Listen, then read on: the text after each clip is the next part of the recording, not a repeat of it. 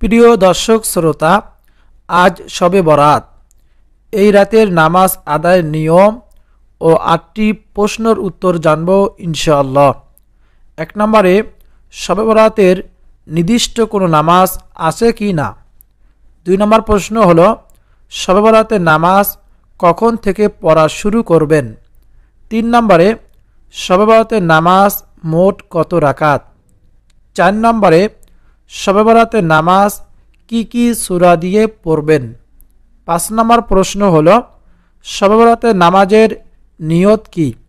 ৬ নম্বর প্রশ্ন হলো, এ রাতে আর কি কি নামাজ পড়া যাবে। ৭ নম্বরে, ২ রাকাত বা ৪ রাকাত নামাজের পর কি আমল করবেন, দোয়া তাসবিহ জিকির আজগার করবেন। ৮ নম্বর, সর্বশেষে কি নিয়মে মোনাজাত করলে আল্লাহ তাআলা আপনার মোনাজাত কবুল করবেন, আপনার দোয়া কবুল করবেন। প্রিয় দর্শক শ্রোতা, এই ৮টি গুরুত্বপূর্ণ প্রশ্নের উত্তর জানব ইনশাআল্লাহ। আজকের আলোচনাটি নারী পুরুষ প্রত্যেকের জন্য খুবই উপকারী হবে ইনশাআল্লাহ। প্রিয় দর্শক, তাই ধৈর্য ধরে আপনারা পুরো ভিডিওটি মনোযোগ দিয়ে দেখুন এবং এই গুরুত্বপূর্ণ ৮টি প্রশ্নের উত্তর জানুন। প্রিয় দর্শক, তাহলে চলুন একে একে প্রত্যেকটি প্রশ্নের উত্তর জেনে নেই। ১ নম্বরে, শবে বরাতের নির্দিষ্ট কোনো নামাজ আছে কি না। শবে বরাতের নির্দিষ্ট কোনো ফরজ, ওয়াজিব বা সুন্নতে মুআক্কাদা নামাজের কথা হাদিসে বর্ণিত হয়নি। শবে বরাতের রাতে ইবাদতের বিশেষ ফজিলত রয়েছে। এ রাতের যত ইবাদত আছে সবই নফল। তবে শবে বরাতের রাতে কোরআন তেলাওয়াত, তাসবিহ তাহলিল, জিকির আজগার, দোয়া ইস্তেগফার এবং নফল নামাজ পড়া যাবে। প্রিয় দর্শক শ্রোতা, এই রাতে আপনারা কোরআন তেলাওয়াত করতে পারবেন, বেশি থেকে বেশি নফল নামাজ আদায় করতে পারবেন। কিন্তু এই আমল করতে হবে এরকম কোনো আমল নির্দিষ্ট নেই। নফল যতগুলো আমল রয়েছে আপনারা করতে পারবেন। এরকম হাদিস দ্বারা প্রমাণিত যেগুলো নামাজ রয়েছে এই নামাজগুলো আপনারা পড়তে পারবেন। বেশি বেশি জিকির আজগার করতে পারবেন, যা জানেন তাই জিকির করবেন। প্রিয় দর্শক শ্রোতা, ২ নম্বরে, শবে বরাতের নামাজ কখন থেকে আপনারা পড়া শুরু করবেন। এ রাতে কখন থেকে আপনারা আমল শুরু করবেন, নামাজ পড়া শুরু করবেন। মাগরিবের পর থেকেই মূলত আমাদের নামাজ ও ইবাদত শুরু করতে হবে। যেমন ইবনে মাজা শরীফের হাদিসে আছে, এদিন সূর্য ডুবার পর থেকে আল্লাহ তাআলা পৃথিবীর নিকটতম আকাশে নেমে আসেন এবং বলেন, কে আছো আমার নিকট ক্ষমা প্রার্থী, আমি তাকে ক্ষমা করব। কে আছো রিজিক প্রার্থী, আমি তাকে রিজিক দান করব। কে আছো রোগ মুক্তি প্রার্থনাকারী, আমি তাকে রোগ থেকে মুক্তি দান করব, শিফা দান করব। কে আছো এই প্রার্থনাকারী। ফজরের সময় হওয়ার পূর্ব পর্যন্ত আল্লাহ তাআলা তিনি এভাবে আহ্বান করেন, এভাবে আমাদেরকে ডাকতে থাকেন। এজন্য মাগরিবের পর থেকেই আমরা এই রাতে আমল শুরু করে দেব। মাগরিবের ৩ রাকাত ফরজ, ২ রাকাত সুন্নত নামাজ আদায়ের পর আপনারা শবে বরাতের নামাজ আদায় শুরু করে দিবেন। প্রিয় দর্শক শ্রোতা, ৩ নম্বরে হলো, শবে বরাতের নামাজ মোট কত রাকাত। শবে বরাতের নামাজের কোনো নির্দিষ্ট কোনো সংখ্যা নেই, তাই নফল নামাজ ২ রাকাত করে যত খুশি তত পড়তে পারেন। প্রিয় দর্শক শ্রোতা, নির্দিষ্ট কোনো সংখ্যা নেই, যত খুশি আপনারা পড়বেন। ৪ নম্বরে, শবে বরাতের নামাজ কি কি সূরা দিয়ে পড়বেন। উত্তর হলো, শবে বরাতের নামাজে এখানে সূরা ফাতিহা একবার আর সূরা ইখলাস ৩ বার পড়বেন বা সূরা ওয়াকিয়া পড়তে হবে এমন কোনো কথা হাদিসে নেই। এগুলো সম্পূর্ণ ভিত্তিহীন। তাই সূরা ফাতিহার পরে যে কোনো সূরা দিয়ে এই নামাজ পড়লেই নামাজ হয়ে যাবে ইনশাআল্লাহ। পবিত্র কোরআন মাজিদের যে কোনো সূরা দিয়ে আপনারা সূরা ফাতিহার সঙ্গে সূরা মিলিয়ে আপনারা এই নামাজ পড়তে পারবেন, নির্দিষ্ট কোনো সূরা নেই। ৫ নম্বর, শবে বরাতের নামাজের নিয়ত কি। উত্তর, শবে বরাতের নামাজের নিয়ত বলবেন, আমি ২ রাকাত নফল নামাজ পড়ছি কিবলামুখী হয়ে, আল্লাহু আকবার। আমি 2 রাকাত নফল নামাজ পড়ছি কিবলামুখী হয়ে, আল্লাহু আকবার। এইভাবে সংকল্পন করলেই আপনার নামাজ হয়ে যাবে। বলুন সুবহানাল্লাহ। আরবিতে নিয়ত করতে হবে এমনটা নয়। কি জন্য? আমরা অনেকে আরবিতে নিয়ত করতে গেলে আমরা ভুল করে ফেলি, অশুদ্ধ হয়ে যায়। এই জন্য বাংলাতে সহজভাবে নিয়ত করব। 6 নম্বরে এ রাতে আর কি নামাজ পড়া যাবে? হযরত আলী রাদিয়াল্লাহু তাআলা আনহু থেকে বর্ণিত, রাসূলুল্লাহ সাল্লাল্লাহু আলাইহি ওয়াসাল্লাম বলেছেন, যখন মধ্য শাবানের রাত আসে তখন তোমরা এ রাতে দাঁড়িয়ে নামাজ পড়ো এবং পরের দিন রোজা রাখো। ইবনে মাজাহ শরীফের হাদিস। যেহেতু আল্লাহ তাআলার প্রিয় হাবিব রাসূল সাল্লাল্লাহু আলাইহি সাল্লাম নামাজ পড়ার নির্দেশ দিয়েছেন, সেহেতু আমরা এই রাতে কিভাবে নামাজের মাধ্যমে কাটাবো তার ব্যাপারে আলোচনা করব। মনে রাখবেন, এ রাতে যে নামাজ পড়বেন সেগুলি সব নফল নামাজ। নফল নামাজ এটা কোনো ফরজ ওয়াজিব নয়। তাছাড়া এ রাতে কোনো নির্দিষ্ট নামাজের কথাও হাদিসে সুস্পষ্টভাবে উল্লেখ নাই। সেজন্য আমরা যেসব নফল নামাজ হাদিস দ্বারা প্রমাণিত এবং যেসব নামাজ বুজুর্গণের দিন পড়েছেন সে নামাজ সেগুলি আজ ধারাবাহিকভাবে আপনাদের সামনে তুলে ধরব, যাতে আপনাদের জন্য গোটা রাত এইসব ইবাদত বন্দী করতে সহজ হয়। প্রিয় দ্বীনী ভাই বোনেরা, আপনারা চাইলে এইগুলো নামাজ পড়তে পারেন, অনেক ফজিলতপূর্ণ নামাজ। আপনারা মাগরিবের নামাজের পর 6 রাকাত আওয়াবির নামাজ পড়বেন। এই 6 রাকাত আওয়াবির নামাজের অনেক অনেক ফজিলত রয়েছে। হাদিসে এসেছে, কেউ যদি এই আওয়াবির নামাজ 6 রাকাত পড়ে 12 বছর ইবাদত বন্দেগী করার সওয়াব তার আমলনামা দেওয়া হয়। বলুন সুবহানাল্লাহ। অন্য হাদিসে এসেছে 50 বছরের গুনাহ মাফ করা হয়। বলুন সুবহানাল্লাহ। তারপর 2 রাকাত তওবা নামাজ আদায় করবেন। সকল গুনাহ থেকে তওবা করে 2 রাকাত তওবা নামাজ আদায় করবেন। এরকম রাসূল সাল্লাল্লাহু আলাইহি ওয়াসাল্লাম বলেছেন, উত্তম রূপে উজু করে এরকম ভালো করে রুকু সিজদা কিরাত বলে সুন্দর করে 2 রাকাত নামাজ আদায় করে তওবা করে আল্লাহ তাআলার কাছে ক্ষমা চায়, আল্লাহ তাআলা তার সমস্ত গুনাহকে ক্ষমা করে দেন। এই জন্য 2 রাকাত তওবার নামাজ আপনারা পড়তে পারেন। তারপর 2 রাকাত সালাতুল হাজতের নামাজ আপনারা পড়বেন। তারপর 4 রাকাত সালাতুত তাসবিহ নামাজ পড়বেন। প্রিয় দর্শক শ্রোতা, অনেক গুরুত্বপূর্ণ নামাজ এগুলো নামাজ।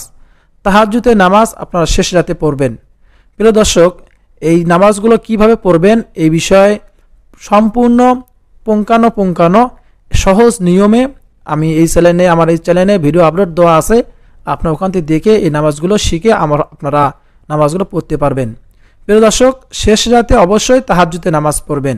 প্রিয় দর্শক, যত ধরনের নফল নামাজ আছে এই রাতে নফল নামাজগুলো আপনারা পড়তে পারেন, কোনো সমস্যা নেই।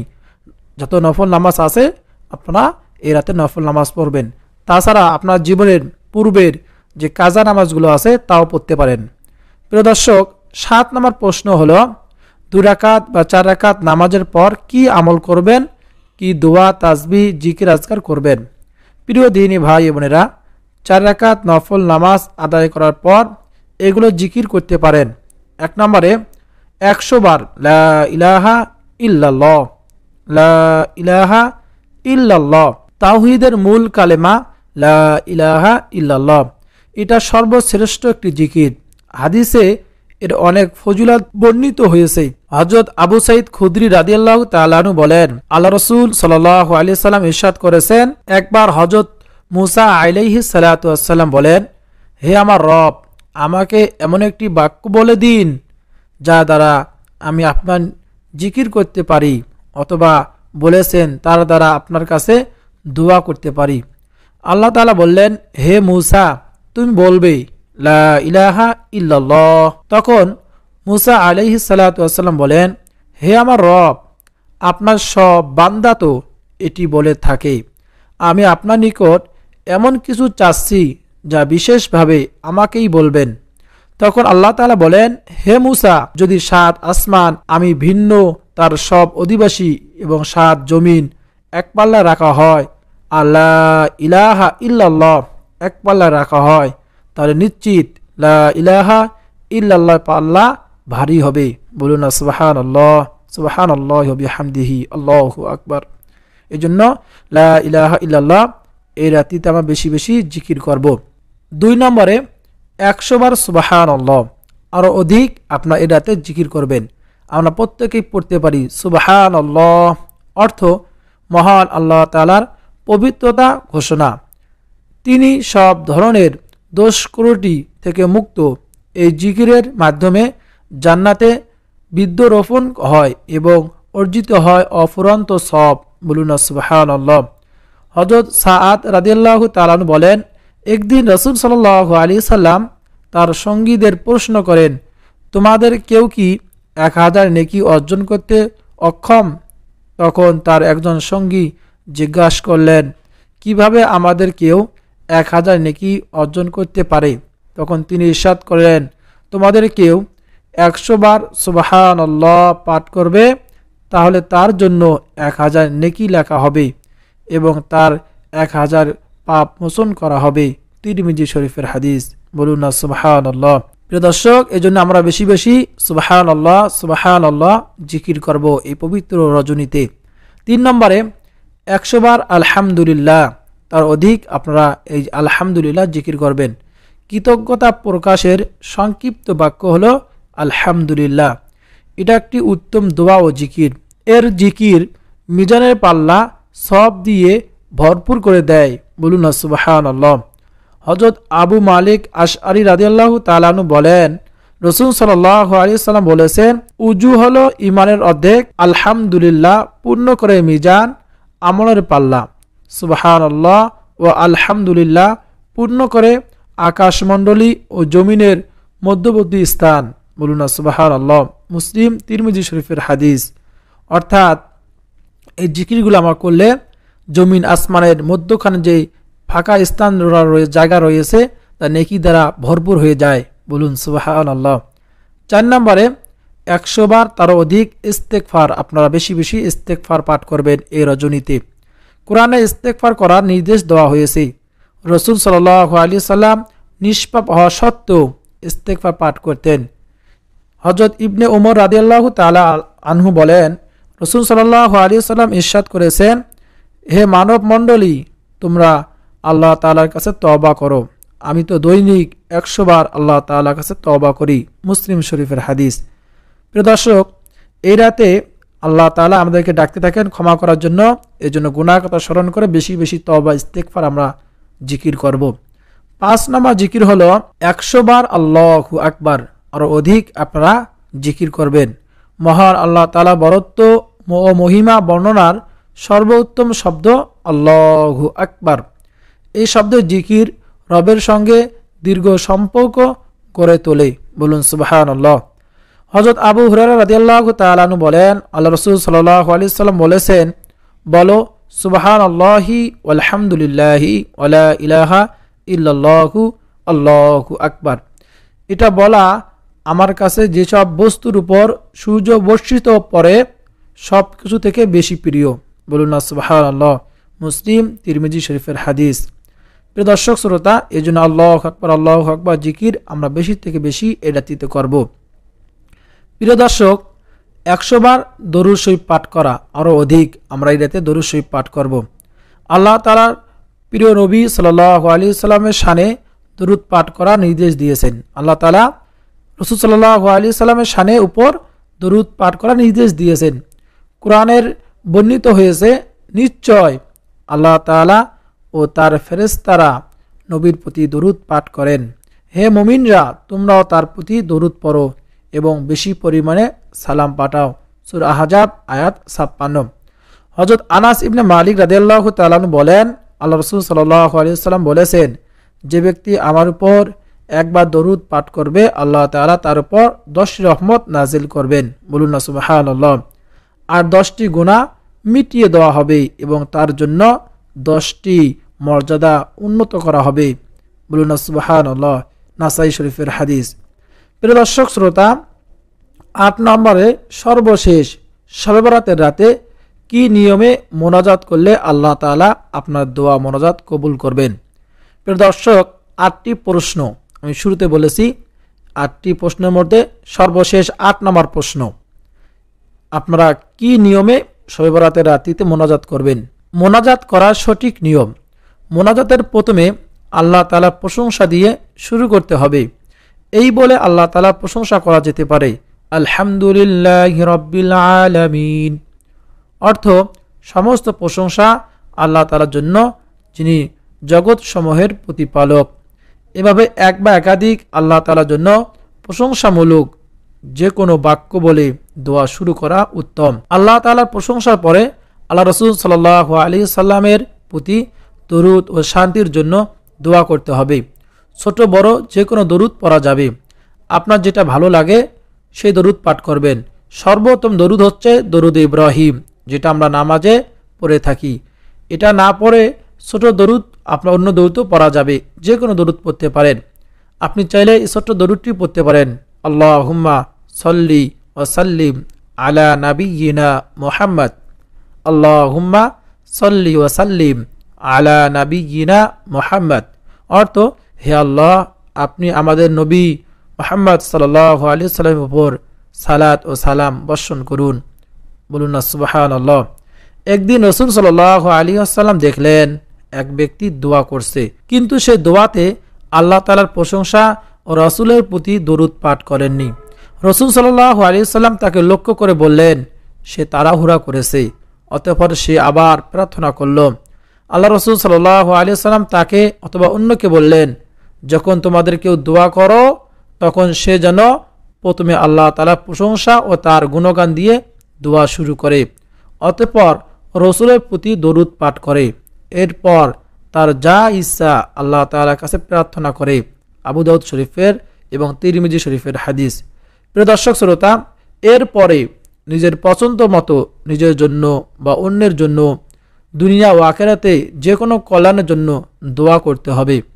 প্রথমে নিজের গুনাহের মাফের জন্য, নিজের কল্যাণের জন্য দোয়া করে, এরপর বাবা মা, পরিবার, আত্মীয় স্বজন, এরকম অন্য মুসলমানদের জন্য দোয়া করা ভালো। প্রিয় দর্শক শ্রোতা, সব চাইতে কম কথায় সব চাইতে বেশি প্রার্থনা করার এই দোয়াটা আল্লাহ রাসূল সাল্লাল্লাহু আলাইহি সাল্লাম খুব বেশি বেশি করতেন। নবীজি সাল্লাল্লাহু আলাইহি সাল্লামের অধিকাংশ দোয়া হতো, রব্বানা আতিনা ফিদ দুনিয়া হাসানা ওয়া ফিল আখিরাতি হাসানা ওয়া কিনা আযাবান নার। রাসূল সাল্লাল্লাহু আলাইহি সাল্লাম যখন দোয়া করতেন, অধিকাংশ দোয়াতে এই দোয়াটি পাঠ করতেন বেশি বেশি। অর্থ হলো, হে আমাদের প্রভু, আমাদের দুনিয়াতে যা কল্যাণকর, পরকালে যা কল্যাণকর তা দান করুন, আমাদেরকে আগুনের আযাব থেকে রক্ষা করুন। সূরা বাকারা 201। এই জন্য আমরা এই দোয়াটি বেশি বেশি পাঠ করব পবিত্র শবে বরাতের রাত্রিতে। তারপর রব্বানা লা তুজিগ কুলুবানা বাদা ইয হাদাইতানা ওয়া হাব লানা মিন লাদুনকা রাহমা ইন্নাকা আনতাল ওয়াহ্হাব। অর্থ হলো, হে আমাদের প্রভু, আপনি আমাদের হেদায়েত করার পর আমাদের অন্তর যেন সত্য থেকে বিচ্যুত না হয় এবং আপনার পক্ষ থেকে আমাদের রহমত দান করুন, নিশ্চয় আপনি দাতা। সূরা আল ইমরান আয়াত 8। তারপর রব্বানা ইন্নানা আমান্না ফাগফির লানা যুনুবানা ওয়া কিনা আযাবান নার। প্রিয় দর্শক, আপনারা দেখে দেখেও এগুলো পাঠ করবেন পবিত্র শবে বরাতের রাত্রিতে। অর্থ হলো, হে আমাদের প্রভু, আমরা অবশ্যই ঈমান এনেছি, কাজেই আমাদের পাপ ক্ষমা করুন এবং আমাদের আগুনের শাস্তি থেকে রক্ষা করুন। সূরা আল ইমরান আয়াত 16। তারপর বাবা মার জন্য দোয়া করা, রব্বির হামহুমা কামা রব্বায়ানি সগীরা, রব্বির হামহুমা কামা রব্বায়ানি সগীরা। অর্থ, হে আমাদের পালনকর্তা, তাদের উভয়ের প্রতি দয়া করো। কার প্রতি? বাবা মার প্রতি, যেভাবে তারা আমাদেরকে শৈশবে লালন পালন করেছেন। বলুন সুবহানাল্লাহ। প্রিয় দর্শক শ্রোতা, তওবা ও ইস্তেগফার করা, এই রাতে বেশি বেশি তওবা ইস্তেগফার করা। আমাদের গুনাহ মাফে তওবার বিকল্প নেই। আমাদের নিজের গুনাহের কথা স্মরণ করে আল্লাহ তাআলার কাছে তা থেকে ফিরে আসার সিদ্ধান্ত নিয়ে ক্ষমা প্রার্থনা করা, তবে আল্লাহ তাআলা বান্দাকে ক্ষমা করে দেন। হাদিসে এসেছে, হযরত উসমান ইবনে আবিল আস রাদিয়াল্লাহু তাআলা আনহু বর্ণনা করেন, আল্লাহ রাসূল সাল্লাল্লাহু আলাইহি ওয়াসাল্লাম বলেছেন, শাবান মাসের 15তম রাতে আল্লাহ তাআলা এই বলে ডাকতে থাকেন, তোমাদের মাঝে কেউ আসো কি ক্ষমা প্রার্থী, আমি তাকে ক্ষমা করে দেব। আসো কি তোমাদের মাঝে কিছু চাইবার মতো কেউ, আমি তার সব চাহিদা পূরণ করে দেব। এরপর রাসূল সাল্লাল্লাহু আলাইহি ওয়াসাল্লাম বলেন, এভাবে সব প্রার্থনাকারীর সব ধরনের বৈধ চাওয়াগুলো পূরণ করা হয়, কিন্তু বেবিচারী ও মুশরিকদের প্রার্থনা কবুল করা হয় না। প্রিয় দর্শক শ্রোতা, আল্লাহ তাআলা আমাদের সবাইকে শবে বরাতের রাতে বেশি বেশি ইবাদত বন্দেগী করার মাধ্যমে অতিবাহিত করার তৌফিক দান করুন, আমিন। সারা বছর এই আমল অব্যাহত রাখার তৌফিক দান করুন, কোরআন সুন্নাহর উপর আমল করার তৌফিক দান করুন, আমিন। প্রিয় দর্শক, এই ভিডিওটাকে লাইক দিয়ে কমেন্টে আপনি আমিন লিখবেন, কেননা কার আমিন, কার দোয়া আল্লাহ তাআলা কবুল করেন। আপনার যদি কারো যদি এই আমিন আল্লাহ তাআলা কবুল করেন, তার ওসিলায় আমাদের সকলের দোয়া কবুল করে নেবেন। এই জন্য কমেন্টে আমিন লিখবো, ভিডিওটাকে লাইক দেব এবং শেয়ার করে ছড়িয়ে দেব। আপনার এরকম শেয়ারের মাধ্যমে যদি, লাইকের মাধ্যমে যদি কেউ শিখতে পারে, আমল করে, আপনিও সবের অংশীদার হতে পারবেন। প্রিয় দর্শক, সামনে পবিত্র মাহে রমজান মাস। এই রমজান মাসে গুরুত্বপূর্ণ আমল এবং রমজানের ফজিলত জানতে অবশ্যই চ্যানেলকে সাবস্ক্রাইব করে রাখবেন এবং আপনাদের সকলের সুস্বাস্থ্য কামনা করে আজকে এই পর্যন্ত। দেখা হবে পরবর্তী কোনো ভিডিওতে। আসসালামু আলাইকুম ওয়া রাহমাতুল্লাহি ওয়া বারাকাতুহু।